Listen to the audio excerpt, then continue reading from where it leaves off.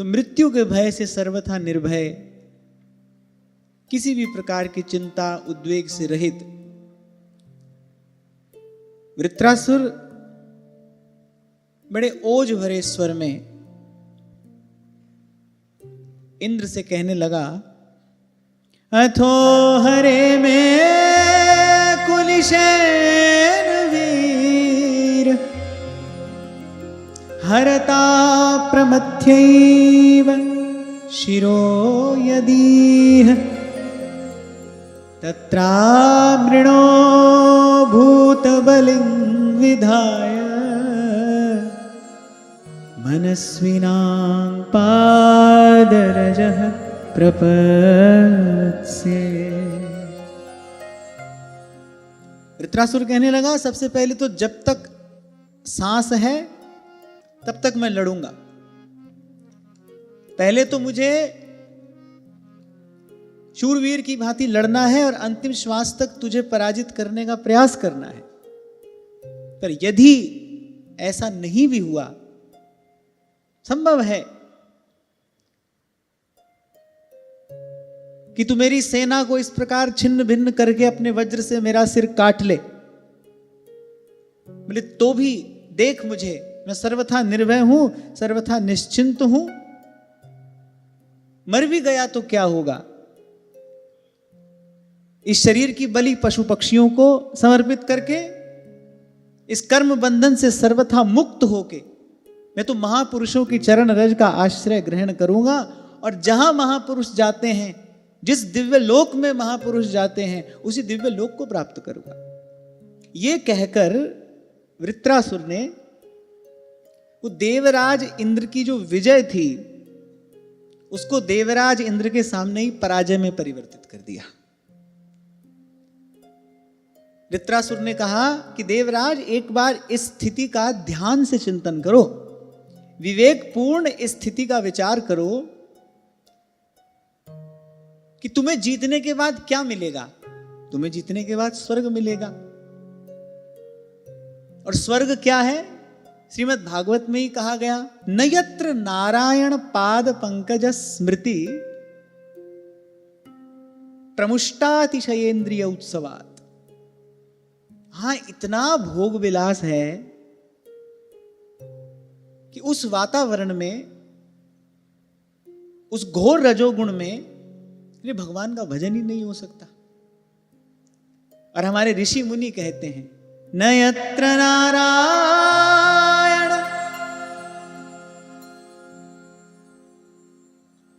न यत्र वैकुंठ कथा सुधा पगा न साधवो भागवतास्तदाश्रयाः न यत्र यज्ञेषु मखामहोत्सवाः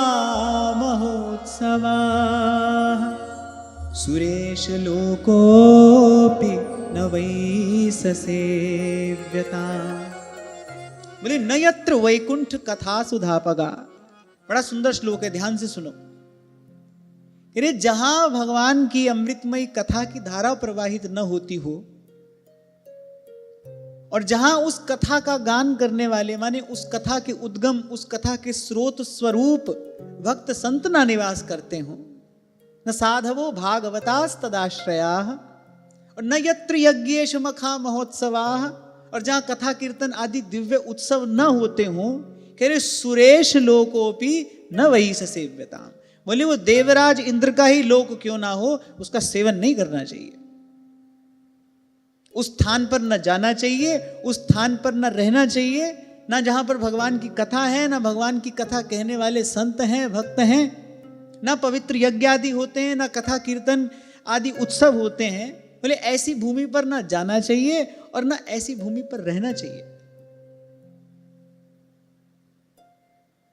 इसीलिए हमारे यहां पूर्वाचार्यों ने विदेश यात्रा का निषेध किया, विदेश गमन का निषेध किया, इसी कारण से। यही कारण है, न यत्र वैकुंठ कथा सुधापगा। और जहां भक्त संत नहीं है, जहां गंगा यमुना प्रवाहित नहीं होती, न यत्र यज्ञेश मखा महोत्सवा, अरे सुरेश लोकोपि, अरे यहां तो फिर भी साधारण भोग है, बोले कहीं दिव्य भोग भी उपलब्ध हो तो भी एक साधक को, कल्याणकामी को, भगवान का भजन करने की इच्छा जिसके हृदय में है, बोले ए सुरेश लोकोपि न वही ससेव्यताम, बोले उस स्थान का सेवन नहीं करना चाहिए। तो वृत्रासुर ने कहा कि तू जीत भी गया, तुझे स्वर्ग का राज्य मिलेगा। और स्वर्ग क्या है? बोले स्वर्ग अर्थात जहां पर भगवान का भजन किया ही नहीं जा सकता। क्यों नहीं किया जा सकता? क्योंकि इतने भोग विलास के साधन वहां पर हैं। अरे थोड़ा सा भी सुख साधन जीवन में अधिक हो जाए तो प्रमाद आने लगता है। आज के मनुष्य की सबसे बड़ी पीड़ा यही तो है, क्योंकि वो इतना सुख सुविधा के साधनों पर आश्रित हो गया है कि उसकी स्वयं की क्षमता समाप्त हो गई है। मैंने तो कभी बहुत पहले आपसे कहा था, जितना जीवन में सुविधा बढ़ेगी उतनी आपकी क्षमता घटेगी। सुविधा बढ़ती जाएगी, क्षमता घटती जाएगी। तो साधारण सुख सुविधा भी जीवन में बढ़ जाए तो मनुष्य प्रमादी हो जाता है। और वहां तो एक से एक दिव्य भोग के साधन उपलब्ध हैं। और दूसरा एक और विचार वहां पर दिया जाता है, भाई यहां भोग भोगने से पाप नहीं लगता।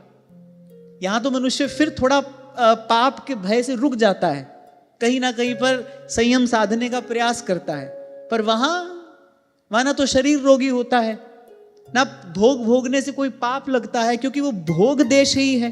वहां पर गया ही कोई पुण्य का भोग भोगने के लिए है। तो इतना भोग विलास है कि भगवान का भजन हो ही नहीं सकता। और भक्त की दृष्टि से कह हनुमंत विपत्ति प्रभु सोई, भक्तों का एक अपना शब्दकोश है, क्योंकि उनका दृष्टिकोण अलग है। एक संसारी व्यक्ति संसार को जिस दृष्टि से देखता है, भक्त उस दृष्टि से नहीं देखता। उसकी दृष्टि अलग है, उसका दृष्टिकोण अलग है, इसलिए भक्तों का शब्दकोश अलग है। भक्त कहता है कि जब प्रभु आपका भजन नहीं होता तब विपत्ति है। विपद विस्मरणम विष्णोः संपन्न नारायण स्मृति ही। संपत्ति कब है?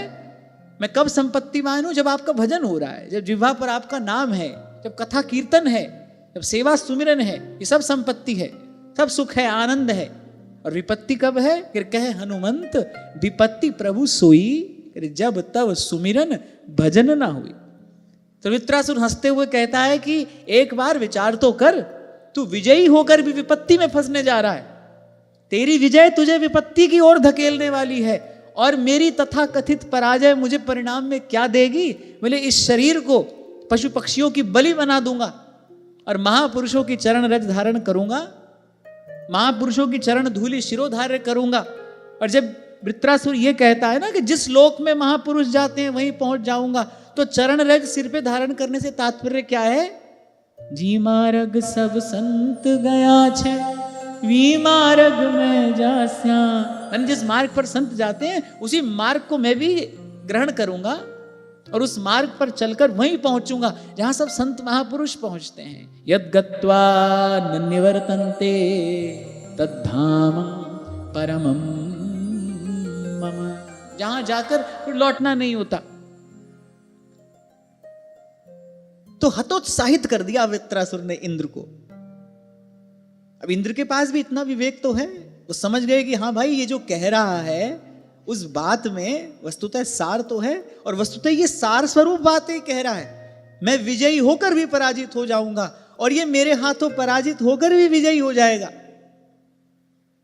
जैसे एक धन होता है, एक धन का सुख होता है, ऐसे ही एक विजय है, एक विजय का सुख है। अब इंद्र को विजय तो मिलेगी लेकिन विजय का कोई सुख नहीं है, क्योंकि वृत्रासुर ने इंद्र को समझा दिया कि तू विजयी होकर भी वस्तुतः विपत्ति में पड़ने जा रहा है। तेरा पुण्य एक दिन क्षीण होगा और तू पुनः मर्त्यलोक में धकेल दिया जाएगा।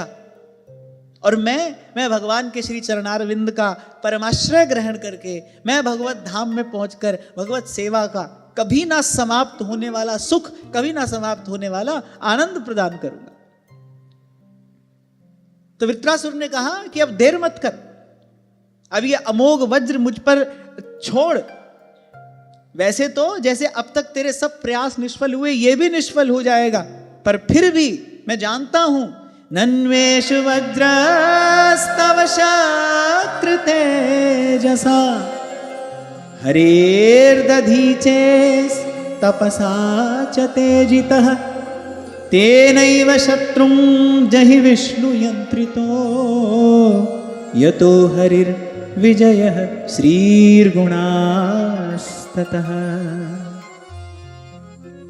वृत्रासुर ने कहा, मैं जानता हूं तेरा यह वज्र वरिष्ठ श्री हरि के तेज और दधीची ऋषि की तपस्या से शक्तिवान हो रहा है, और स्वयं नारायण ने मुझे मारने के लिए तुझे आज्ञा भी दी है और आशीर्वाद भी दिया है।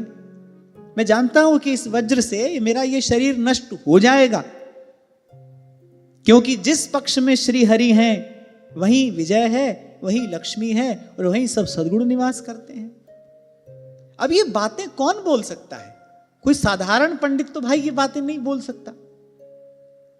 इससे पूर्व अपने सैनिकों को उत्साहित करने के लिए वृत्रासुर ने जो कहा वो तो साधारण बात है, एक साधारण जानकार व्यक्ति वो बात बोल सकता है, पर यह बात जो वृत्रासुर कह रहा है तो साधारण बात नहीं है। ये तो एक प्रकार से समस्त शास्त्रों का सार स्वरूप सिद्धांत है कि जहां श्री हरि हैं मतलब वहीं पर विजय है, वहीं पर लक्ष्मी है, और वहीं पर सब सद्गुण निवास करते हैं। तो इंद्र बड़े आश्चर्य में पड़ गए, बोले कहने को यह असुर है, पर इसकी वृत्ति देखो, इसकी भावना देखो, और इसका उज्जवल ज्ञान देखो। इंद्र भी एक बार आश्चर्य में पड़ गए कि तो सार की बात जानता है, तो अंतिम बात जानता है, जहां से आगे कुछ और नहीं है, बोले वहां तक की बात ये जानता है। तो इंद्र आश्चर्य में पड़े, और वृत्रासुर अगली बात कहता है, अहम समाधाय मनो यथा संकर्षणस्तच्चरणारविन्दे त्वद्वज्ररंहो लुलित ग्राम्य पाशो गतिं मुनेर्याम्यपविद्धलोकः। वृत्रासुर ने रहस्य खोला, बोले अरे मैं तो भगवान संकर्षण की आज्ञा के अनुसार अपने मन को उनके चरण कमलों में लीन कर दूंगा, मैं तो भगवान के चरणों में अपना मन लगा लूंगा, और ये तेरे वज्र का जो वेग है बोले मुझे नहीं काट सकता, क्योंकि मैं तो वो हूं, इसको कोई मार ही नहीं सकता। अब तो इंद्र और आश्चर्य में पड़ गए, बोले ये तो बड़ा तत्वज्ञानी मालूम पड़ता है, ये तो कोई ब्रह्मज्ञानी मालूम पड़ता है। तेरा ये वज्र मुझे नहीं मार सकता, तेरा ये वज्र किसको काटेगा? कह रहे मेरे शरीर को काटेगा। और बोले ये शरीर क्या है? बोले यही तो विषय भोग का फंदा है, यही तो विषय भोग का फंदा है। देहाध्यास समाप्त हो जाए तो फिर ना कोई वासना है, ना कोई कामना है, ना अहमता है, ना ममता है। ये सारे क्लेश जो हैं इसी शरीर के साथ ही तो जुड़े हैं। तो बोले तू तो मेरा बड़ा हित करने जा रहा है, इसलिए देर मत कर, विलंब मत कर, मुझे बड़ी जल्दी है अपने प्रभु के चरणों में पहुंचने की, मैं अब एक भी क्षण विलंब नहीं सह सकता। अब तू जल्दी से इस अमोघ वज्र का प्रहार कर, ताकि मैं भगवान के चरण कमलों में पहुंचकर परम विश्राम प्राप्त करूं। कि तेरा वज्र बोले मुझे नहीं काट सकता, ये तो शरीर को गिराएगा, और शरीर क्या है? बोले यही विषय भोग का फंदा है। 3 हाथ की धीत तन हरि दर्शन में आड़। देखो भाई, गोस्वामी जी कहते हैं कि नीति निपुण सोई चतुर सयाना, श्रुति सिद्धांत नीक ते ही जाना। बोले वही वेद शास्त्र पढ़ा है, सोई कवि कोविद, वही बुद्धिमान है, वही निपुण है, वही दक्ष है, सोई रणधीरा, वही शूरवीर है, जो छल छाड़ी भजे रघुवीर। दक्ष सकल लक्षण जुत सोई, जाके पद सरोज रति हुई।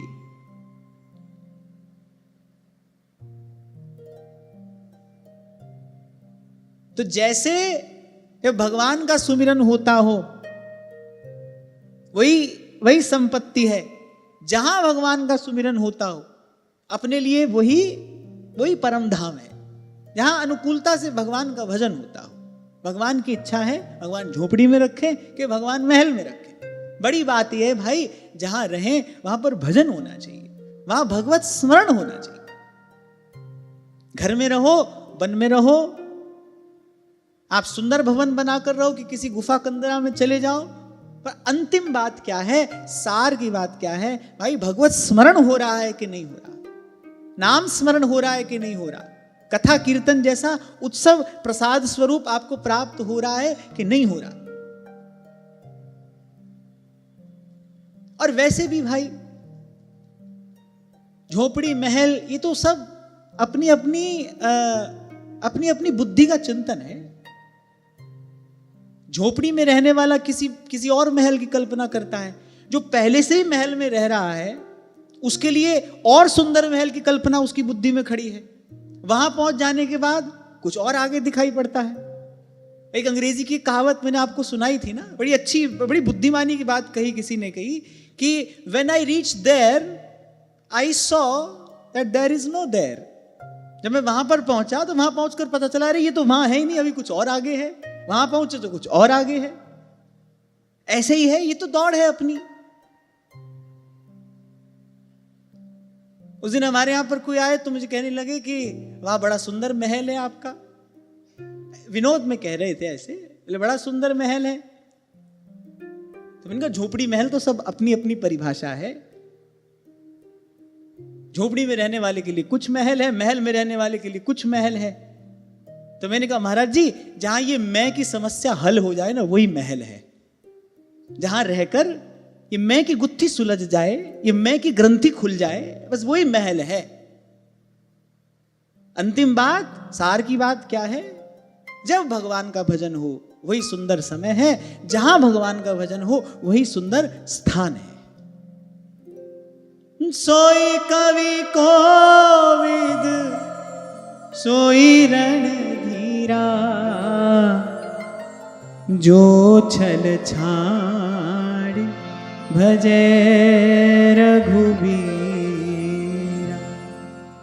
तो वृत्रासुर ने कहा अरे अब देर मत कर, इस वज्र का प्रहार कर, मैं जानता हूं इस वज्र के साथ भगवान की शक्ति है और मैं तो उन्हीं का ही दर्शन कर रहा हूं, इस रूप में मेरे प्रभु ही मुझे लेने के लिए आ रहे हैं। बोले वज्र नहीं आ रहा है मेरे पास, वज्र के रूप में, क्योंकि तुझे स्वयं नारायण ने आज्ञा दी है, मेरे इष्ट की आज्ञा, उनका तेज आशीर्वाद लेकर तू आया है, तो मुझे इस आसुरी देह से मुक्त करने के लिए स्वयं नारायण ही वज्र का रूप लेकर मेरे पास में आ रहे हैं। भक्त को बड़ा सुदृढ़ विश्वास होता है कि भाई मेरे प्रभु के अतिरिक्त मुझ तक कोई नहीं आ सकता। वो जब भूखा नाहर श्री मीराबाई सा के महल के द्वार पर गरज रहा था, सशस्त्र सैनिक भी जब ड्योढ़ी छोड़कर चले गए, भाई साहब बिल्कुल निश्चिंत, सखियां सहेलियां भी जब चिल्लाने लगी कैसी विपदा आ गई, तो भाई साहब ने कहा कि मेरी कुंज में मेरे गिरधर लाल के अतिरिक्त और कोई नहीं आ सकता, यहां किसी का प्रवेश नहीं है। मेरा जो ये जीवन है ये मेरे गिरधर गोपाल की इच्छा के द्वारा नियंत्रित है। मैं तो अपने गिरधर गोपाल के हाथ की कठपुतली हूं, डोर उनके हाथ में है। मेरा जीवन मेरे गिरधर गोपाल की इच्छा से चलता है, ये उनकी इच्छा से नियंत्रित होता है। और जैसे ही ऐसा सुदृढ़ विश्वास होता है कि आप नहीं चल रहे, प्रभु आपको चला रहे हैं, फिर ना कोई भय होता है, ना चिंता, ना भूत का शोक है, ना भविष्य की चिंता है, और ना वर्तमान में किसी परिस्थिति का भय रहता है। भक्त सर्वथा उद्वेग रहित हो जाता है, शरणागति निर्भय कर देती है, निश्चिंत कर देती है। कल भी आपको मैंने कहा था, पुनः कहूं, अगर भय और चिंता है माने अभी भगवान की शरण हुए नहीं, अभी भगवान के चरणों की शरण ग्रहण की नहीं, क्योंकि भानु उदय जो तम रहे तो वह भानु ही नहीं। ऐसा कैसे हो सकता है कि सूर्योदय भी हो जाए और रात्रिकालीन अंधकार भी बना रहे। जहां राम तहां काम नहीं, जहां काम नहीं राम, दोनों एक साथ कैसे रहेंगे? भय है, चिंता है, मन छोटी छोटी बात पर उद्विग्न हो जाता है, भयभीत हो जाता है, व्याकुल हो जाता है। मैंने अभी भगवान की शरणागति ग्रहण की नहीं, और जब तक भगवान की शरणागति ग्रहण नहीं की तब तक तो भाई तीनों लोगों के सब साधन मिल जाएं तो बिन हरि भजन न भव तरिए, यह सिद्धांत अपेल। बिन हरि भजन न जाहि कलेसा। इसलिए सार की बात क्या है भाई, भजन हो, जब भजन हो वही सुंदर समय, और जहां भजन हो वही सुंदर स्थान है। और एक और बात कहता हुआ आगे बढ़ूं कि ये झोपड़ी महल तो भाई सब प्रारब्ध की बात है। अगर प्रारब्ध में महल में ही रहना लिखा है ना, तो महल में ही रहना पड़ेगा। अगर प्रारब्ध में महल में रहना लिखा है तो महल में ही रहना पड़ेगा। तो झोपड़ी महल तो प्रारब्ध की बात है, और मुझे लगता है प्रारब्ध को यथावत रहने देना चाहिए, क्योंकि प्रारब्ध बदलने में बहुत काल का भजन खर्च करना पड़ता है। अगर आप चाहो प्रारब्ध बदल जाए तो बदल तो जाएगा, क्योंकि भगवान के भजन में अतुलित सामर्थ्य है, पर लेकिन प्रारब्ध बदलने में बहुत अधिक भजन खर्च करना पड़ता है। श्री गिरिराज जी वाले पंडित श्री गया प्रसाद जी महाराज, बाबा महाराज ये बात बार बार साधकों से कहा करते थे, बोले भजन करो पर बोलो इन पर कछु मांगो नहीं, बोले तो दे देंगे पर वहां में भजन खर्च हो जाएगा। माने होगा क्या, सकामता जो है, जो भजन की लगन है ना, उसको शिथिल कर देती है। ऐसा नहीं कि आप कामना से भजन करोगे तो कामना पूरी नहीं होगी, कामना तो पूरी हो जाएगी, लेकिन कामना पूरी होने के बाद भजन रुक जाएगा, भजन बाधित हो जाएगा। क्या कम बड़ी बात है कि हमारे साथ प्रभु खड़े हैं। अब जो भी प्रारब्ध है उसको यथावत स्वीकार कर लेने में कैसा भय है। अरे प्रभु हमारे साथ खड़े हैं, हम अकेले होते तो डरते, घबराते, चिंता करते, सब समझ में आता है, पर जब प्रभु अपने साथ हैं। चरण पर रख दिया जब माथ तो किस बात की चिंता, हमारे साथ हैं जब आप तो किस बात की चिंता। और वह तभी तक जीवन में दुख है जब तक जीव भगवान की शरण नहीं। शरण हो जाने के बाद तो देखो, वो देवता हो कि राक्षस हो, अब कहने कोई असुर है और मृत्यु सामने खड़ी है। एक बार वृत्रासुर की स्थिति का विचार करो, उसके सब सैनिक उसको छोड़कर चले गए, सब सगे संबंधी युद्ध क्षेत्र के बीच में उसको अकेला छोड़कर चले गए। आप कहीं देखो, विचारो, कहीं ये आपकी कथा ही तो नहीं है। आता है जीवन में ऐसा समय जब अपने भी साथ नहीं रहते। वैसे तो जो साथ ना रहे वो कैसे अपने, पर अपने भी साथ नहीं रहते। कुछ युद्ध ऐसे होते हैं जो आपको अकेले ही लड़ने हैं, उसमें आपके साथ में कोई नहीं है। विचार करो, प्रारब्ध वशात शरीर रोगी हो जाए, अब भाई उस स्थिति से आपको अकेले ही तो लड़ना है। 10 लोग आपके सिराने खड़े हो जाएंगे, लेकिन आपकी पीड़ा थोड़ी कम कर सकते हैं। वो जो हिस्से की पीड़ा है ना भाई, वो तो अपनी है। तो जीवन में बहुत युद्ध ऐसे होते हैं भाई जो आपको अकेले ही लड़ने हैं।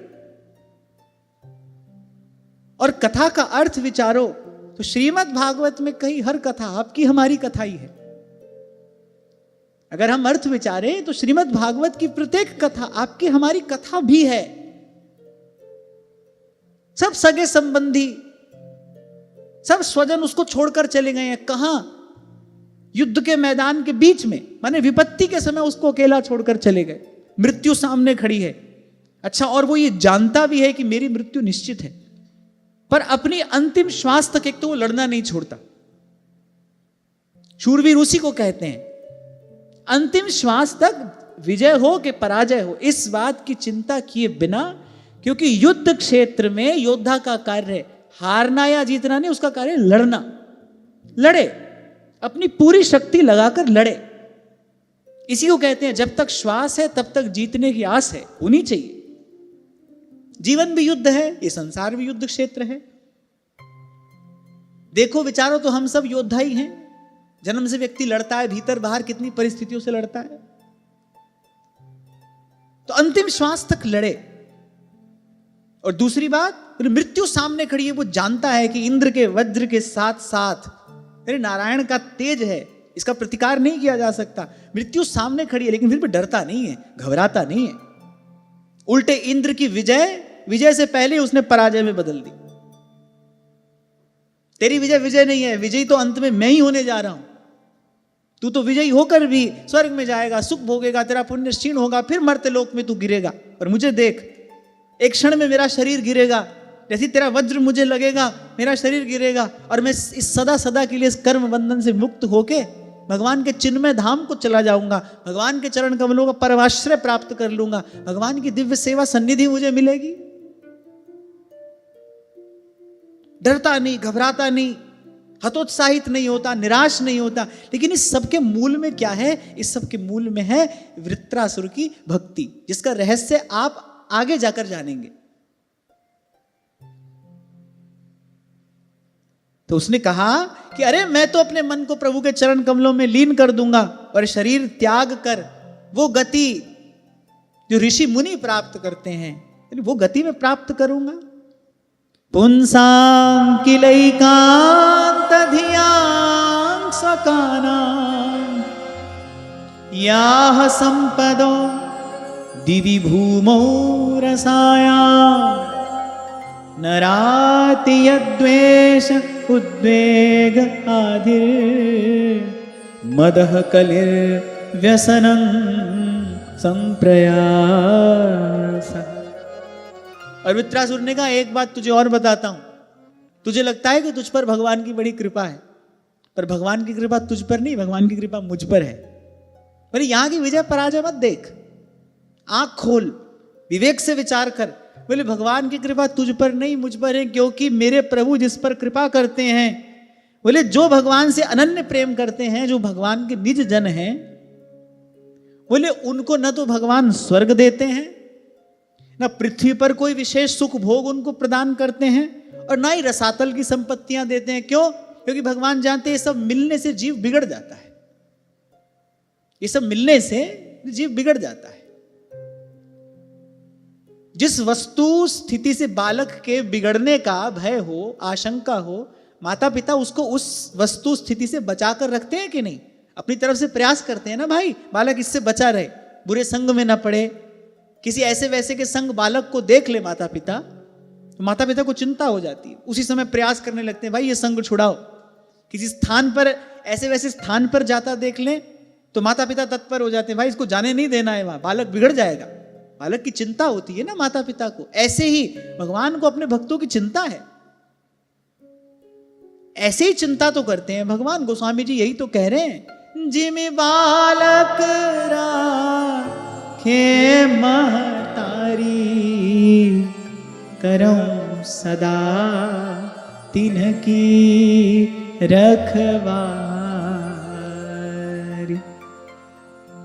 तो वृत्रासुर ने कहा कि मैं अपने स्वामी का स्वभाव जानता हूं, मैं जानता हूं मेरे प्रभु का स्वभाव क्या है। वे जिस पर कृपा करते हैं उनको स्वर्ग, पृथ्वी अथवा रसातल की संपत्तियां नहीं देते। क्यों? क्योंकि उन संपत्तियों से किसी आनंद की उपलब्धि तो होती नहीं, उल्टे द्वेष, उद्वेग, चिंता, अभिमान, मानसिक पीड़ा, कलह, दुख और अंत में परिश्रम, खेद ही हाथ लगता है। इसलिए जो आज आपने हमने बात कही सुनी ना, कल भी मैंने आपसे कहा था, इस बात का बार बार अभ्यास करना पड़ेगा। भाई सार वस्तु का संग्रह करना है, और केवल सार का संग्रह ही नहीं करना, असार को छोड़ना है, असार को त्यागना है।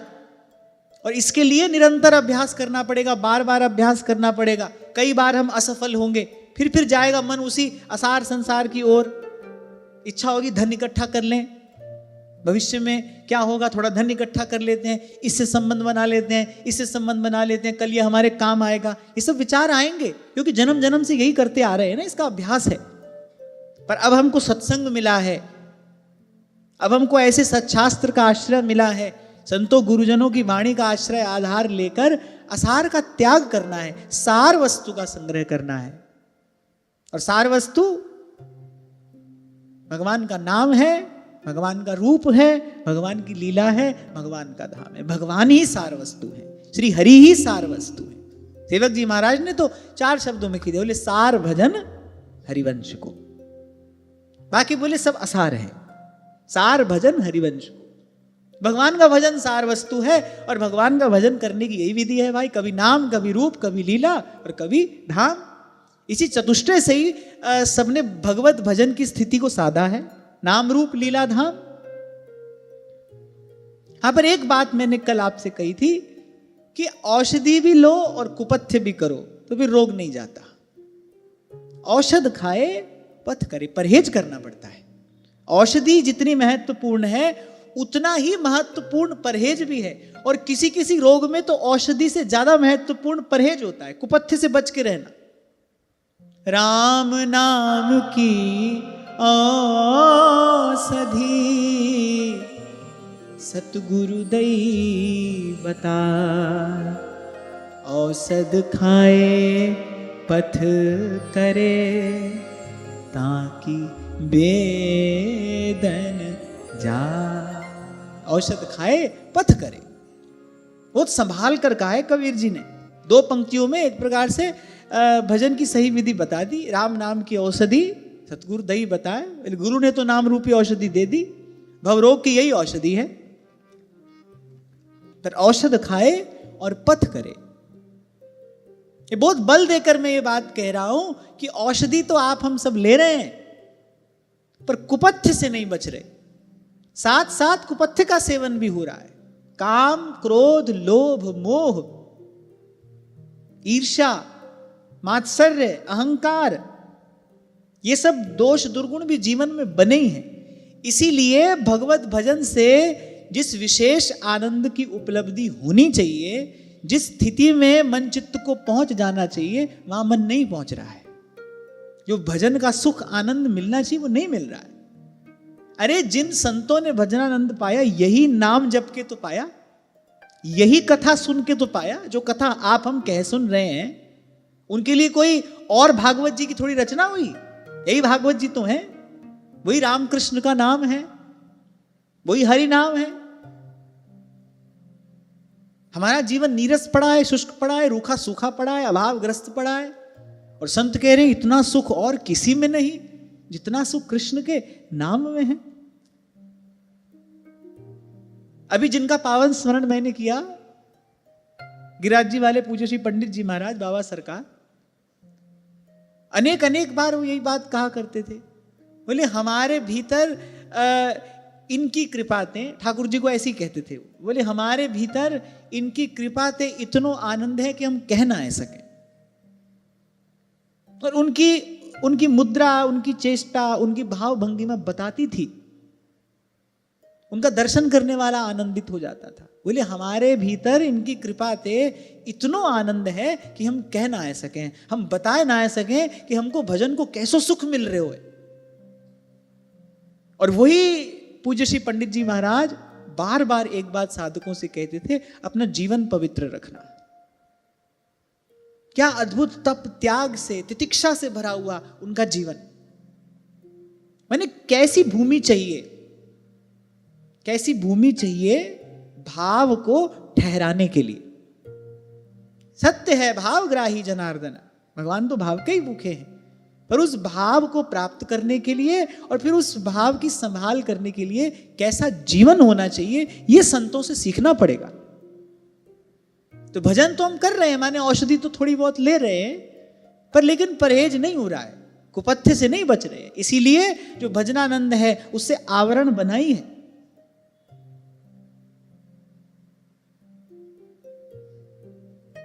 होना तो क्या चाहिए, मद्गुण श्रुति मात्रेण मई सर्वगुहाशय। जैसे ही भगवान का गुणानुवाद श्रवण करे, तेरे मन चित्त सब भगवानमय हो जाए, और मनोगति रविच्छिन्ना यथा गंगाम्ब सोमबुधौ। ऐसे अखंड रूप से गंगा जी की धारा चलती है, जब तक समुद्र तक नहीं पहुंच जाती तब तक विश्राम नहीं करती। ऐसे ऐसे अविच्छिन्न भगवान का स्मरण होना तो ये चाहिए। और हम कथा कीर्तन में ही बैठे हैं, फिर भी मन उड़ता है, कहां कहां उड़ता है, किस किस विषय का सेवन चिंतन यहीं पर बैठे बैठे कर रहा होता है। भाई ऐसा भेदभाव हमारे साथ क्यों किया जा रहा है? वही भगवान का नाम है, सब संतों ने लिया, हम भी ले रहे हैं। वही कथा है, वो सुनते थे, उनकी समाधि लग जाती थी। मैं आपसे एक बात कहा करता हूं ना, जो शब्द जहां से आया है वो आपको वहीं ले जाने की सामर्थ्य रखता है। भगवान का नाम भगवान से आया है, भगवान तक ले जाता है। रसिकों की वाणी समाधि भाषा है, अक्षर धुर की पालकी आई रसिकन लैन, वहां से आई है वहीं तक ले जाती है। ऐसे श्रीमद् भागवत समाधि भाषा का ग्रंथ है, पारमहंस्याम संहितायाम, परमहंसों की संहिता है। इसका श्रवण करते करते समाधि लग जानी चाहिए। वही कथा है, सनकादिक सुनते हैं और भाव समाधि लग जाती है। हमारे साथ कुछ भी नहीं हो रहा है। एक चूहा यहां पर फुदक पड़े, सब चिल्ला पड़ेंगे। तो हमारे साथ ऐसा भेदभाव, ऐसा पक्षपात क्यों हो रहा है? नहीं, कोई भेदभाव पक्षपात नहीं हो रहा है। औषधि तो हम ग्रहण कर रहे हैं, पर कुपथ्य से दूर नहीं हो रहे। कुपथ्य का सेवन भी साथ साथ हो रहा है। और जैसा मैंने कहा ना, कुछ रोगों में तो जितनी महत्वपूर्ण औषधि होती है, उतना ही महत्वपूर्ण कुपथ्य से बचना भी होता है। और किसी किसी रोग में तो औषधि से अधिक महत्वपूर्ण कुपथ्य से बचना होता है। औषधि इतना कार्य नहीं करती जितना काम परहेज से बन जाता है। परहेज ही औषधि होती है। कभी कभी किसी रोग में परहेज ही औषधि होती है। भाई इससे बच जाओ, आप ठीक हो। तो ऐसे ही कुपथ्य से बचे, फिर देखे, फिर भगवान नाम जपे, देखे नयन सजल होते हैं कि नहीं। वाग गदगदा द्रवते यस्य चित्तम हसत्य भीक्षणम रुदती क्वचिच्च और विलज्ज उद्गायति नृत्यति च। अरे भगवान कह रहे कैसे डूबा है मेरा भक्त, देखो उसको देखकर मैं आनंद में डूब रहा हूं। भगवान कह रहे हैं मेरे आनंद में डूबे हुए भक्त को देखकर मैं आनंद में डूब रहा हूं। आनंद कंद भगवान को आनंद देता है भगवान का भक्त। राम कृष्ण हरि राम कृष्ण हरि जय जय राम कृष्ण हरि राम कृष्ण हरि जय राम कृष्ण हरि राम कृष्ण हरि जय जय राम कृष्ण हरि राम कृष्ण हरि राम कृष्ण हरि जय जय राम कृष्ण हरि राम कृष्ण हरि जय जय राम कृष्ण हरि। जब कोई योगी सिद्ध हो जाता है तो कुछ प्राणायाम करते ही उसकी जो चेतना है वो सहस्रार में पहुंच जाती है। जब उसकी क्रिया सिद्ध हो जाती है ना, फिर उसको देर नहीं लगती समाधि तक पहुंचने में। पहले तो उसने बहुत काल तक परिश्रम किया है, यम नियम आसन प्राणायाम प्रत्याहार धारणा ध्यान, उसके बाद वो समाधि में पहुंचा है। लेकिन जब एक बार समाधि सिद्ध हो गई, फिर वो एक युक्ति से क्षण भर में समाधि में पहुंचता है। ऐसे ही जब निर्मल विमल हृदय से, जब श्रद्धा पूरित हृदय से भगवान नाम का श्रवण किया जाता है, भगवत गुणानुवाद का श्रवण किया जाता है, फिर देर नहीं लगती। एक क्षण में ये मन मयूर पहुंचता है घनश्याम के पास, फिर देर नहीं लगती। और अगर ऐसा नहीं हो रहा है तो भाई भगवान का नाम तो वही है, भगवान की कथा भी वही है, जिसको गाकर, जिस अमृत को पीकर संत मतवाले हुए, भर भर पी गई ब्रज पनिहारिन और सुंदरतम पिए पाया। हमको ऐसी दिव्य अनुभूति नहीं हो रही क्योंकि हम कुपथ्य का सेवन सतत कर रहे हैं, निरंतर कर रहे हैं। इसका विचार साधक को अवश्य करना चाहिए, सतत करते रहना चाहिए। और श्री स्वामी रामसुखदास जी महाराज तो बहुत बल देकर ये बात कहा करते थे। वो कहते थे बजाय ये संकल्प करने के कि सच बोलूंगा, ये संकल्प करो झूठ नहीं बोलूंगा। बजाय ये संकल्प करने के लिए कि सबका सम्मान करूंगा, ये करो किसी का अपमान नहीं करूंगा। सबका हित करूंगा, ये सोचने के बजाय सोचो किसी का अहित चिंतन नहीं करेंगे। बोले ये साधन और अधिक प्रभावशाली है, इसका और शीघ्र परिणाम आता है। जब भगवान नाम जपें, एक ही भाव होना चाहिए, नाम प्रभु अपनी कृपा से मेरी जिह्वा पर आकर विराजमान हुए हैं। उस अमृत को पीने का प्रयास करना चाहिए। भर भर पी गई ब्रज पनिहारे, कह रहे नाम देव रस पिया अनुपम। और नरसी का एक तारा देखो कैसे जगतपति को भाया। अभी आपसे कह रहा था ना, जब भाव में भरकर भक्त गाता है, नाचता है, उसको देखकर भगवान को आनंद होता है। क्यों दूर हैं अभी हम उस आनंद से, क्यों वंचित हैं हम ऐसे सुख से? वही नाम, वही कथा भगवान ने हमको सुलभ कराई है। जो संतों को दी जाने वाली वस्तु है, वही वस्तु भगवान ने हमको दी है। हम क्यों दूर हैं? थोड़ी असावधानी है। और साधक तो सावधान होता है, सावधान है तो साधक है, नहीं तो साधक ही नहीं।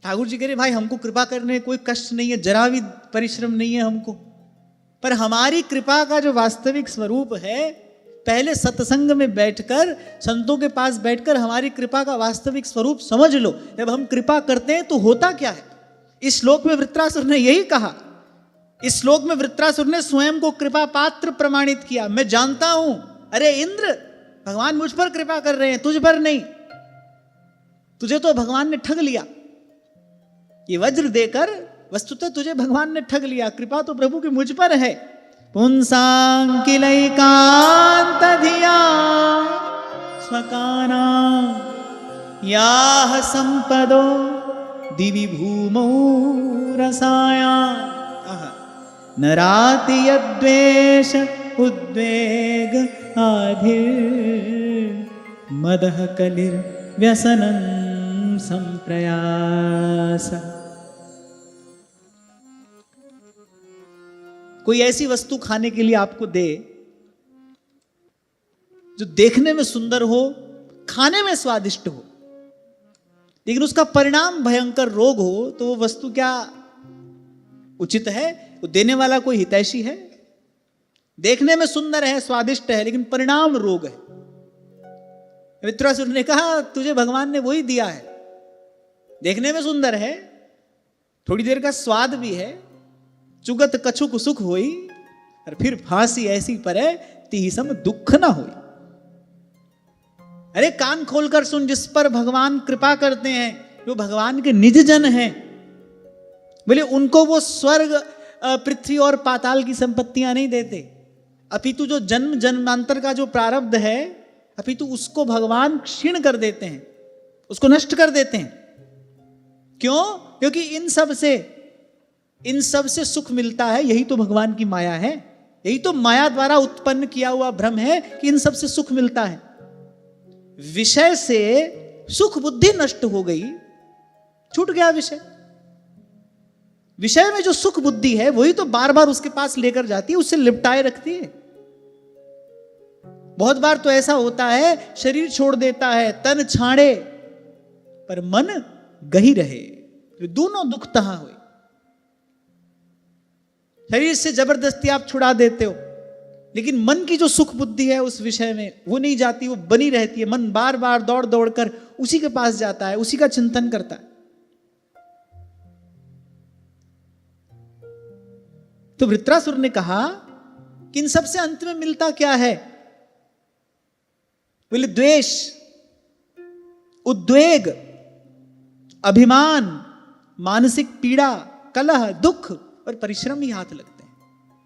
तो देखने में तुझे स्वर्ग दिखाई दे रहा है, पर इस स्वर्ग के सेवन का परिणाम क्या है वो वृत्रासुर ने सुना दिया। बोले स्वर्ग के सेवन का परिणाम ये है, किसी भी प्रकार की संपत्ति के सेवन का परिणाम यही है, अभिमान बढ़ेगा, मानसिक पीड़ा, कष्ट, क्लेश।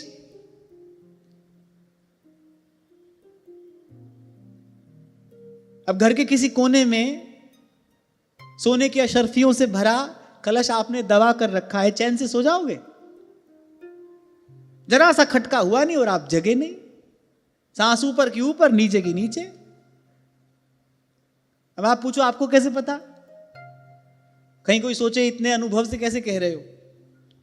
हम तो भाई किसी की कहानी सुनकर आपको बता रहे हैं। बड़े दुखी बेचारे, बोले इस भय से मुक्ति का कोई उपाय बताओ। हमने कहा इस भय से मुक्ति का कोई उपाय नहीं है। क्यों? क्योंकि इस भय को आपने पकड़ा है, भय ने आपको नहीं पकड़ा है। बंदर पकड़ने वाला हड़िया में चना डाल देता है ना, बंदर उसमें हाथ डालता है, हड़िया का मुंह जो है वो बड़ा असंकरा सा रहता है, बंदर उसमें हाथ डालता है, चने के लोभ में मुट्ठी बंद कर लेता है। अब बंद मुट्ठी बाहर आती नहीं, अब तो बंदर ही ठहरा। उसको लगता है भाई इस हड़िया ने हाथ पकड़ लिया, और बेचारा घबराता है, इतनी देर में पकड़ने वाला उसको धर पकड़ता है। तो हमने कहा इस भय से मुक्ति का तब तक उपाय नहीं है जब तक आप इसको छोड़ ना दो। अच्छा खैर सच्चे ईमानदार व्यक्ति थे, उन्होंने हमको सच्ची बात बता दी कि ऐसे ऐसे घर के कोने में। क्यों? बोले अब आजकल के लड़कों को तो आप जानते ही हो, वो तो लड़के ही ठहरे।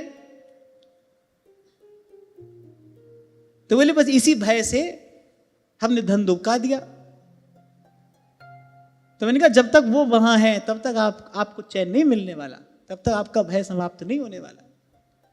तो हमने देखा है इस सब का अंतिम परिणाम क्या है? कलह है, दुख है, उद्वेग है।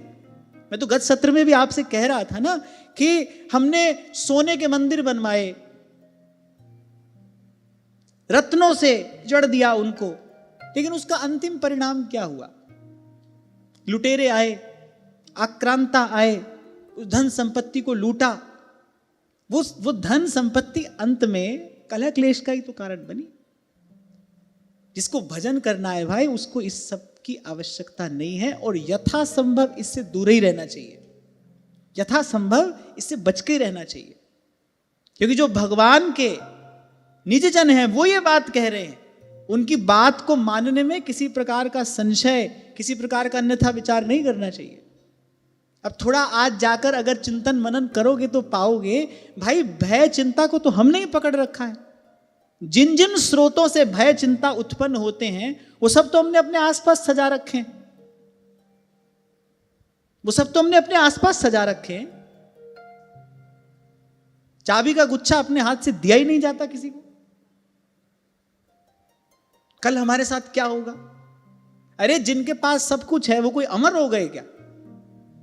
जिनके पास सब साधन रहे वो क्या अमर हो गए? एक बार आंख खोलकर देखो, विचार करो, जिनके पास सब सुख साधन है वो अमर हो गए, उनको कोई दुख नहीं है, उनको कोई कष्ट नहीं है, उनको कोई पीड़ा नहीं है। एक बार निकट से जाकर देखो, उनके तथाकथित अपने ही उनके प्राणों के प्यासे हैं, मन में मनोरथ लिए बैठे रहते हैं, भाई ये कब जाएंगे और ये सब हमको मिलेगा। थोड़ा सा विचार करोगे तो संतों की बात समझ में आएगी। साईं इतना दीजिए जावे कुटुंब समाए,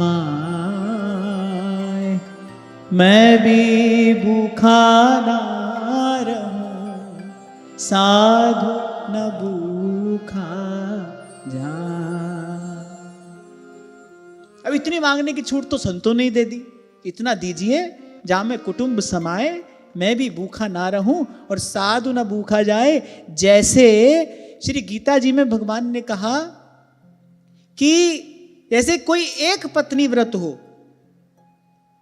अपनी पत्नी के अतिरिक्त प्रत्येक स्त्री को माता भगिनी की दृष्टि से ही देखता हो, एक पत्नी व्रत हो और उस एक पत्नी के साथ भी बड़े नियम संयम से पवित्र जीवन जीता हो, तो भगवान कहते हैं वो गृहस्थ होता हुआ भी ब्रह्मचारी है।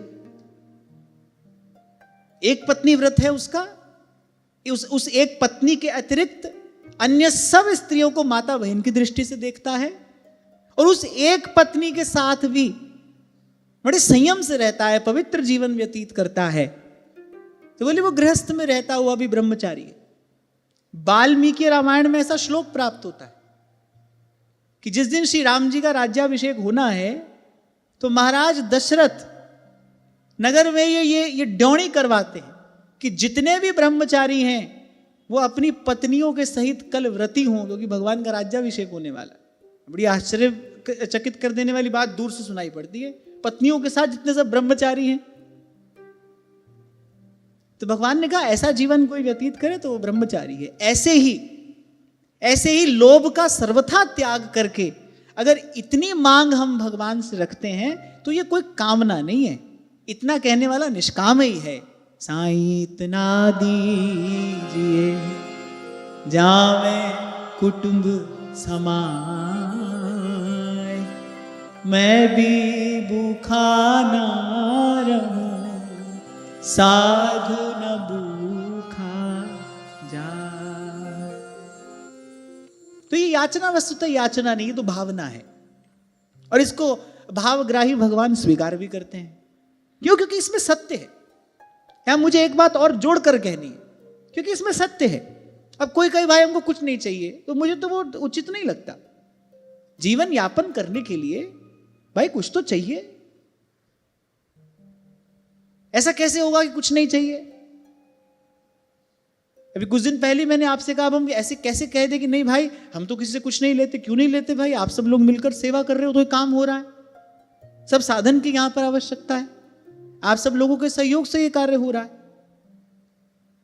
तो हाँ, बस ये है कि लोभ का सर्वथा त्याग करके कल की चिंता ना करते हुए ईमानदारी से, मेरा आश्रय भगवान है, मेरी संभार भगवान कर रहे हैं, और प्रभु के होते हुए मुझे अपने लिए संग्रह करने की आवश्यकता नहीं है। इस दृष्टि से जीवन यापन करते हुए लोभ का त्याग कर दे, भगवान के आश्रित रहे, तो ये इतनी जो मांग है, ये मांग नहीं है। इतना दीजिए जहां मैं कुटुंब समाज, देखो कितनी पवित्र भावना है कि मैं भी भूखा ना रहूं और साधु सेवा भी होती रहे, संत सेवा भी होती रहे। आज एक बड़ा महत्वपूर्ण प्रश्न किसी ने पूछा। आप पूछ रहे हैं कि मैं एक स्पाइन सर्जन हूं, प्रभु एवं संतों की असीम कृपा से पिछले 2 वर्ष से नियमित सत्संग सुन रहा हूं, लेकिन अपनी अल्प बुद्धि से यह समझने में असमर्थ हूं कि संसार को लेकर क्या भाव रखूं। पहले भजन सत्संग के समय तो सब कुछ माया जान पड़ता है, पर कर्म के समय इसको प्रभु का स्वरूप समझने का प्रयास करता हूं, ताकि इसकी सेवा भी हो सके। क्योंकि आपसे ही सुना है कि सेवा, सत्संग और सुमिरन से ही प्रभु की कृपा का द्वार दिखाई पड़ता है। क्या संसार में दोनों भाव रखना सही है? बिल्कुल सही है। बड़ी सुंदर बात आपने पूछी, और वस्तुतः कोई प्रश्न नहीं है, आपकी बात में इसका उत्तर भी छिपा है। देखो, जब मन स्वार्थ की ओर दौड़े, जब मन स्वार्थ का, अपने सुख का विचार करे, तब मन को यही समझाना चाहिए कि यह सब माया है। तब मन को इसी प्रकार प्रबोध देना चाहिए कि क्षणभंगुर संसार है, विषय चुगा जिन चुगै मन। संतों ने अपने मन को यही समझाया है, चुगत कछुक सुख होई। जब मन कुछ ऐसी इच्छा करे ना, जिसका आधार स्वार्थ हो, जिसका लक्ष्य स्वार्थ हो, तो फिर अपने मन को यही समझाना चाहिए, भाई ये सब माया है, ये सब असार है, क्षणभंगुर संसार है, इसके लिए ये अमूल्य जीवन नहीं मिला है। फिर अपने मन को यही कहना ठीक है, विषय चुगा जिन चुगै मन, चुगत कछुक सुख होई। फिर फांसी ऐसी पर है, तीसम दुख ना होई। लेकिन जब बुद्धि परमार्थ में लगी हो, क्योंकि अभी तो भाई हम साधक हैं ना, दोनों ही प्रकार के भाव मन में आते हैं। कभी मन स्वार्थ का चिंतन करता है, कभी परमार्थ का चिंतन करता है। तो जब बुद्धि परमार्थ में लगी हो, तब मैं सेवक सचराचर रूप स्वामी भगवन। जब तक मन 2 जगह पर है, तब तक तो ये दोनों ही विचार करने पड़ेंगे, और ये दोनों ही विचार सही हैं। मन स्वार्थ में हो तो फिर मन को बताओ कि ये सब माया है, असार है, क्षणभंगुर है। और बुद्धि परमार्थ में लगी हो तो फिर मैं सेवक सचराचर रूप स्वामी भगवंत। और फिर जब बुद्धि निश्चयात्मिका हो जाए, जब ये द्वंद्व समाप्त हो जाए, जब सर्वत्र भगवान का अनुभव होने लगे, फिर कोई विचार करने की आवश्यकता ही नहीं। फिर तो वासुदेव सर्वमिति, ये तो सब भगवान का है ही, सब भगवान से है ही, सब भगवान में है ही। तो बड़ी अच्छी बात आपने पूछी। एक साधक का ऐसा प्रश्न हो सकता है कि क्या संसार में दोनों भाव रखना ठीक है? हाँ, जब तक मन 2 ओर है, जब तक मन में कभी स्वार्थ और कभी परमार्थ का भाव आता है, तब तक संसार का भी 2 ही प्रकार से चिंतन करना पड़ेगा। लेकिन जब बुद्धि निश्चयात्मिका हो जाए, जब मन एक ओर हो जाए, फिर तो आनंद है ही। लाली मेरे लाल की जित देखूं तितला, लाली देखन मैं गई, मैं भी हो गई लाल। तो अब जब कहना भगवान से कि प्रभु हम पर कृपा करो, उससे पहले ये बात स्मरण रखना कि यदि भगवान कृपा करेंगे तो ये होगा। और कन्हैया का तो स्वभाव है, गोपी अपने घर में अंधेरे में छिपा छिपा कर, दुबका दुबका कर माखन रखती है। और कन्हैया जब जाता है गोपी के घर में, तो सबसे पहले वो जो उसने छिपा कर दुबका कर रखा है, सबसे पहले वही मटकी जाकर फोड़ता है। ऐसा ठाकुर जी का स्वभाव है। तो जब ये कृपा करेंगे, जब कृपा करते हैं ना, तो ये भीतर जितनी ग्रंथियां पड़ी हैं ना, एक एक करके उस ग्रंथि को खोलते हैं। जड़ चेतन ही ग्रंथि पड़ी गई। जीव का कष्ट क्या है? भीतर वो जो जड़ चेतन की ग्रंथि गांठ पड़ गई है, वही तो जीव का कष्ट है। और आपको मैंने निवेदन किया था, शरीर के भीतर गांठ हो, अब कितने ही मखमली बिछौने पे आप सो, बस चैन तो नहीं पड़ेगा, क्योंकि भीतर गांठ है। फूलों की सिज्जा पर क्यों ना सो जाओ, पर अगर भीतर ग्रंथि है तो वो सिज्जा सुख थोड़ी देगी। ऐसे ही भीतर गांठ पड़ी है, जड़ चेतने ग्रंथि पड़ गई। अब बाहर जुटाता है व्यक्ति, घर बनाता है सुंदर, बढ़िया गाड़ी खरीदता है, सोना चांदी हीरा मोती, सेवक सहयोगी सब एकत्रित करता है, पर भाई गांठ तो भीतर पड़ी है ना। तो भगवान जब कृपा करते हैं, वो जो जड़ चेतन की ग्रंथि पड़ी है, जो जड़ वस्तु में हमारी सुख बुद्धि है, वो जो हमारा मन अटका है वहां पर, पहले भगवान वहां से मन को हटाते। अच्छा, जीव कुटिल है ही, ऐसे तो वो मानता नहीं, इसलिए भगवान कहते हैं कि जहां जहां जिस जिस मार्ग से जीवन में प्रमाद दुख क्लेश प्रवेश करता है, भगवान कह रहे वो सब द्वार बंद कर देता हूं। इसीलिए भगवान ने कहा पहले पहले धन का हरण कर लेता। धन का हरण कर लेने से बहुत सारी कामनाओं को तो पूर्ण विराम आपको ही लगा देना पड़ेगा ना। अब जब धन ही नहीं है तो बैठे बैठे क्या करोगे? तो धन हर लेते हैं तो बहुत सारी कामनाएं वासनाएं तो उसके साथ ही समाप्त हो जाती हैं। फिर उसके बाद व्यक्ति ये सोचता है भाई चलो किसी के पास चले, कोई सगा संबंधी, वो हमारा काम बना दे।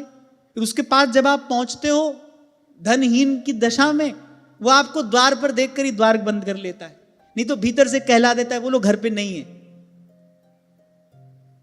तो भगवान ने कहा बंधु बांधवों से भी वियोग करा देता हूं। बोले फिर वो बेचारा खुद कुछ प्रयास करता है, तो भगवान कहते वो जो जो प्रयास करता है सब निष्फल कर देता हूं। अगले श्लोक में वृत्रासुर यही कह रहा है, त्रैवर्गी काया सविघातमस्मत् पतिर्विधत्ते पुरुषस्य शक्र। वाह, बड़ा सुंदर श्लोक है।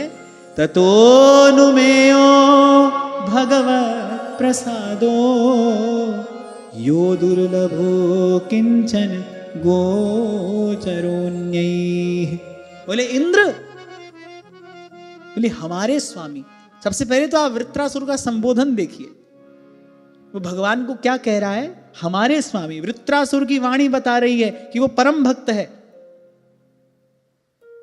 वो सर्वथा भगवान के आश्रित है। इंद्र भी आश्चर्यचकित होते जा रहे हैं। बोले पहले तो कुछ ज्ञान की बात कर रहा था, पर अब तो इसने सत्संग ही आरंभ कर दिया। ऐसा लग रहा है कि मेरे सामने कोई सत्पुरुष खड़ा है जिसके भगवान अपने हो गए, वो असत कैसे रहेगा, वो तो सत्पुरुष हो गया। तो बोले हमारे स्वामी अपने भक्त के अर्थ धर्म एवं काम संबंधी बोले सब प्रयास व्यर्थ कर दिया करते हैं। केवल अर्थ और काम संबंधी नहीं, धर्म संबंधी भी। बोले धर्म अर्थ काम संबंधी सब प्रयास व्यर्थ कर दिया करते हैं। और सच पूछो, बोले इसी से ही भगवान की कृपा का अनुमान होता है। बोले भगवान की सच्ची कृपा यही है, अगर ये ना हो तो माने अभी भगवान दूर ही हैं, अभी कृपा भरी उस दृष्टि से देखा नहीं जिससे देख लेने पर जीव के कल्याण का मार्ग खुलता है। एक बात गांठ बांध लो, जब तक भगवान अनुकूल ना हो जाएं तब तक जीव का कल्याण हो नहीं सकता था। इसीलिए श्रीमद् वल्लभाचार्य महाप्रभु कहते पुष्टि, हे कृष्ण आपकी पुष्टि से जब तक ये जीव पुष्ट नहीं होता तो इस मार्ग पर नहीं चल सकता। तुम कृपा जहां पर अनुकूला ताहि न व्यापी त्रिविध भव सूला। तुम कृपा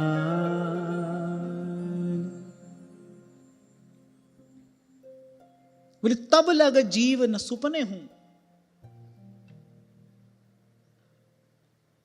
जब तक भगवान अनुकूल ना हो तब तक स्वप्न में भी जीव को विश्राम नहीं है भाई। और यहां वृत्रासुर ने बिल्कुल स्पष्ट कर दिया और बोले भगवान की कृपा का अनुमान लगाना हो, माने ये देखना हो कि मुझ पर भगवान की कृपा है या नहीं, तो बोले यहीं से ही तो अनुमान लगता है। बोले त्रैवर्गिकाया सविघातमस्मत् पतिर्विधत्ते पुरुषस्य शक्र। तभी पिछले श्लोक में मैंने आपको निवेदन किया कि भगवान की कृपा के स्वरूप को समझना यही कृपा की पात्रता है। पहले समझ लो भगवान की कृपा क्या होती है। अब कृपा कृपा सब कोई कहे, सुधर्म बोधिनी कार्य जो बात कह रहे हैं, क्यों कह रहे हैं? कह रहे कृपा कृपा सब कोई कहे, कृपा पात्र नहीं कोई। अब भगवान कह रहे सब कृपा कृपा करते आए हैं और बर्तन किसी के पास है नहीं, पात्र अभी कोई बना नहीं। कृपा की पात्रता क्या है? बोले भगवान की कृपा के स्वरूप को समझे। भगवान की कृपा का स्वरूप क्या है? घर परिवार संसार नाती पोता पद प्रतिष्ठा ये सब पाकर व्यक्ति कहता है आप हजारों लोगों को सुन लोगे, बड़ी बड़ी भगवान की कृपा है, बड़ी भगवान की कृपा है। और यहां वृत्रासुर कह रहा है, बोले बात बिल्कुल इससे विपरीत है। बोले जब भगवान कृपा करते हैं, बोले हमारे स्वामी अपने भक्त के जो सर्वथा उन पर आश्रित है, जो केवल उन्हीं को चाहता है, बोले उसके अर्थ धर्म एवं काम संबंधी सब व्यर्थ कर दिया करते। अच्छा कहीं कहीं तो वैष्णवाचार्यों ने यह कहा है, बोले मोक्ष संबंधी जो प्रयास है उसको भी निष्फल करते हैं। क्यों? ऐसे अभी थोड़ी देर पहले मैंने आपसे कहा ना, भक्त का शब्दकोश अपना है, उसका दृष्टिकोण अपना है, और जैसी दृष्टि होती है वैसी सृष्टि होती है। साधारण व्यक्ति की दृष्टि कुछ और देखती है, भक्त की दृष्टि कुछ और देखती है। तो साधारण व्यक्ति का जो धर्म अर्थ काम और मोक्ष है, भक्त का धर्म अर्थ काम और मोक्ष उससे अलग है। भक्त का धर्म कुछ अलग है, भक्त के लिए अर्थ का अर्थ कुछ और है, भक्त का काम कुछ और है, और भक्त के लिए मोक्ष भी कुछ और ही है। इसके आगे वृत्रासुर ने 4 श्लोक कहे हैं। जैसे चतुश्लोकी भागवत है, ऐसे टीकाकारों ने इसको भी चतुश्लोकी ही कहा है। 4 श्लोक वृत्रासुर ने कहे हैं, उसकी चर्चा तो हम कल करेंगे, पर उन 4 श्लोकों में वस्तुतः वृत्रासुर ने यही बताया है, एक भक्त का, एक वैष्णव का धर्म क्या होता है, उसका अर्थ क्या होता है, उसका काम क्या होता है, और उसका मोक्ष क्या होता है। बोले साधारण धर्म अर्थ काम मोक्ष को पाने के जितने प्रयास हैं वो तो भगवान निष्फल कर देते हैं। पहले साधारण से भगवान मन हटाते हैं। और मैं आपको ये कह रहा था, जीव बड़ा कुटिल है, हम बड़े कुटिल हैं। जब तक ठोकर ना लगे मेरे, तब तक ठाकुर की ओर नहीं देखते हम। ठाकुर जी कह रहे अच्छा भाई तुम ऐसे मानते हो तो ऐसे ही सही। इसलिए भाई आज अगर तन स्वस्थ है, जीवन में सब साधन सुविधा है, तो आज ही भगवान में लगो। सब जब अनुकूल है, बड़ा सुंदर समय है भगवान में लगने का। इस अवसर का पूरा पूरा लाभ ले लेना चाहिए। आज जब सब ठीक है, उचित है, अनुकूल है, तो आज ही लगो भगवान में। क्योंकि जो सुख में सुमिरन करे, फिर दुख काहे को हुए। पर जीव का स्वभाव दुष्ट है, स्वभाव से वो दुष्ट है। सुख में भूले रहते हैं भगवान, दुख विपत्ति आती है तब दौड़ता है भगवान की ओर। पर वो जो दुख दे रहा है, विपत्ति जो पीड़ा दे रही है, वो भजन में लगने नहीं देते। इसलिए कबीर कहते हैं जो सुख में सुमिरन करे, फिर दुख काहे को हो। तो वृत्रासुर ने कहा भाई भगवान की कृपा का अनुमान यहीं से लगाया जाता है। अब जाना, आज का ये सत्र श्रवण करने के बाद जाना और जाकर विचार करना कि क्या मैं कृपा पात्र हूं। क्या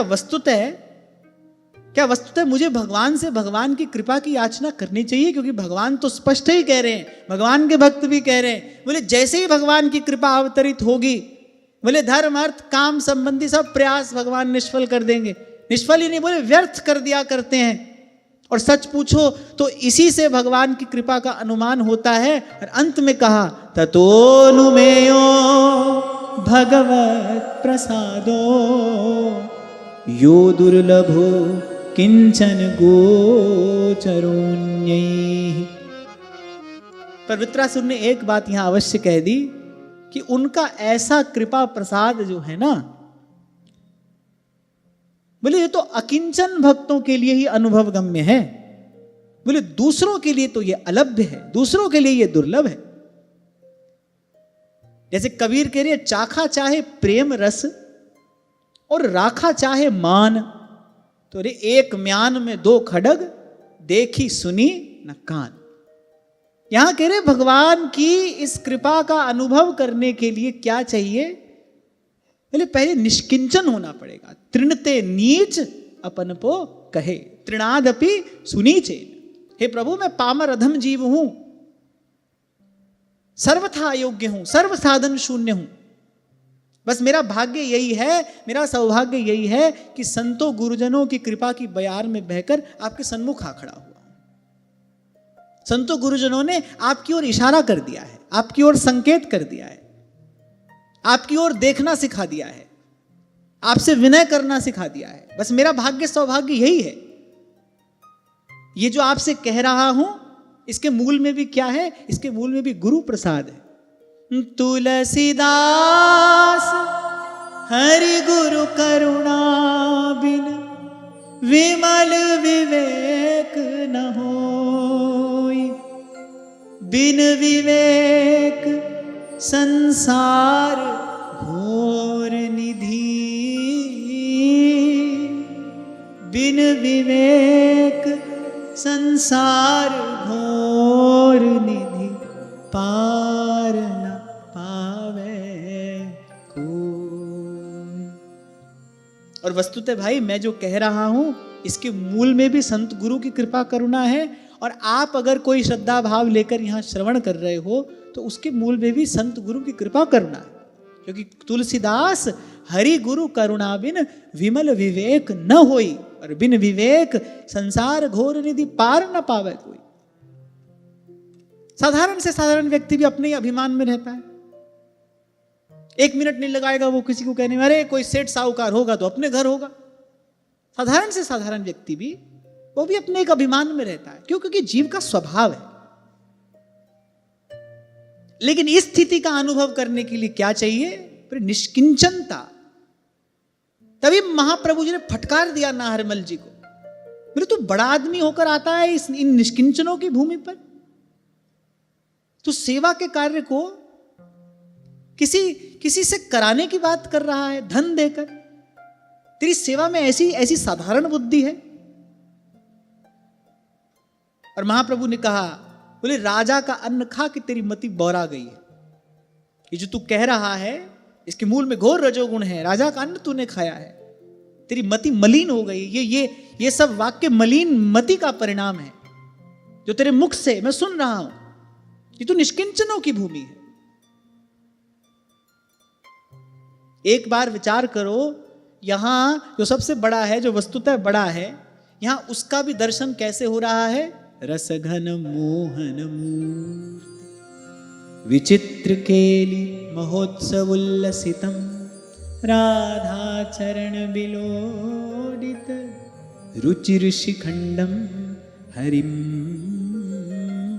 वंदे, रुचिर शिखंडम हरिम वंदे। तो जो सर्वथा निरभिमान है, वही अनुभव करेगा। दुख में सुख का अनुभव उसी को होगा। प्रत्येक परिस्थिति में अपने प्राणाराध्य, अपने इष्ट की कृपा का अनुभव वही करेगा जो निरभिमान है। सत्संग की कृपा से जिसका विमल विवेक जग गया है। तभी देवराज इंद्र को लगा, बोले अरे ये तो कोई सत्पुरुष है। समस्त शास्त्र सिद्धांतों का भी जो सार स्वरूप सिद्धांत है, वही अपनी वाणी से उच्चारण कर रहा है। और केवल उच्चारण ही नहीं कर रहा है, इसकी निर्भयता निश्चिंतता बता रही है कि इसकी गतिमति भगवान के चरणों में स्थिर है। भगवान का भक्त ही इस प्रकार प्रत्येक परिस्थिति में निर्भय निश्चिंत रह सकता है। जिसने इस बात का अनुभव कर लिया है, तत्तिवाऊ न लग गई पार ब्रह्म सरनाई।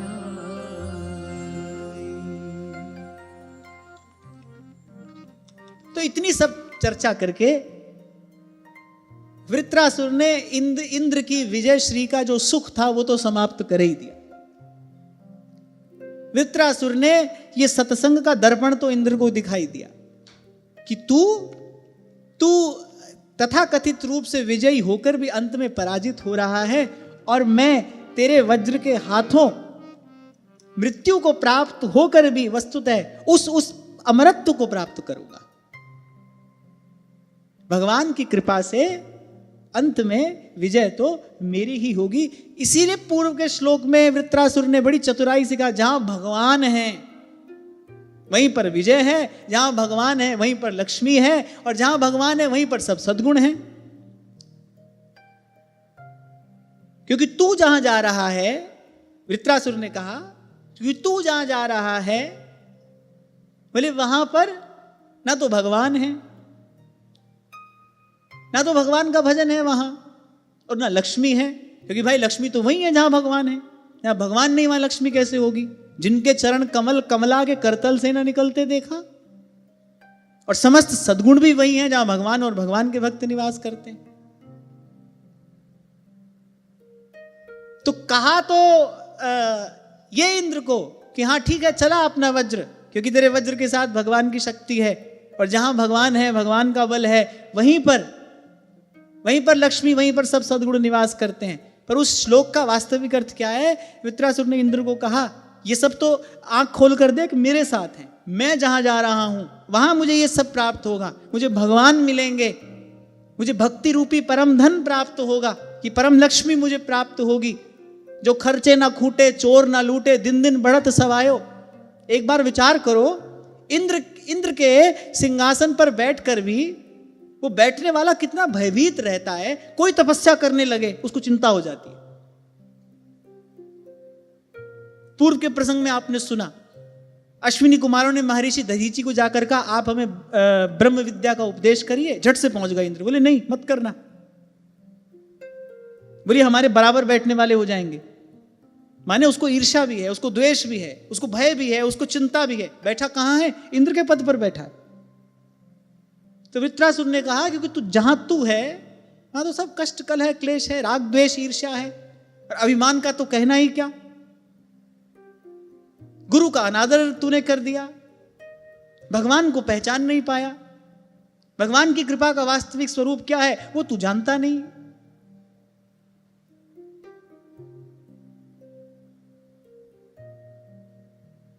तो अपने ज्ञान से इंद्र को पहले ही परास्त कर दिया वृत्रासुर ने। और यहां एक संकेत और प्राप्त होता है, वो कहकर मैं वाणी को विराम दूं। अभी आपसे मैंने कहा कि आप देखो तो ये आपकी हमारी कथा भी है। युद्ध के मैदान में उसको उसके सब सगे संबंधी, सुजन सुहृद सब छोड़कर भाग गए हैं। वो अकेला खड़ा है, मृत्यु सामने है, पर वो भयभीत नहीं हो रहा है, वो चिंता नहीं कर रहा है। वो कह रहा है मैं एक ही बल से, मैं एक ही अनुभव से परम तृप्त हूं, आनंद में हूं, भगवान मेरे साथ हैं, प्रभु की मुझ पर कृपा है। तो जीवन में जब कभी ऐसी परिस्थिति आए ना, जिसके लिए तंत्र मंत्र यंत्र काम ना आए, तब उसके लिए एक ही युक्ति है, वो है गुरु का ज्ञान। और वस्तुतः सब दुखों के मूल अज्ञान के अंधकार को गुरु के ज्ञान से ही तो नष्ट किया जाता है। यहां वृत्रासुर ने अपने ज्ञान से इंद्र को पराजित कर दिया। इंद्र को लगा कि अरे मैं तो जीत कर भी हार गया, मैं इसको परास्त वस्तुतः कर ही नहीं सकता, मैं इसको जीत ही नहीं सकता। इंद्र को समझ में आ गया, हाँ भाई जो कह रहा है बिल्कुल सही है, भगवान तो इसके साथ हैं, मैं तो जीत कर भी हार रहा हूं, और ये क्षण भर की पराजय इसको सदा सदा के लिए वो परम विजय श्री प्रदान कर रही। इसके बाद वृत्रासुर ने 4 श्लोक कहे।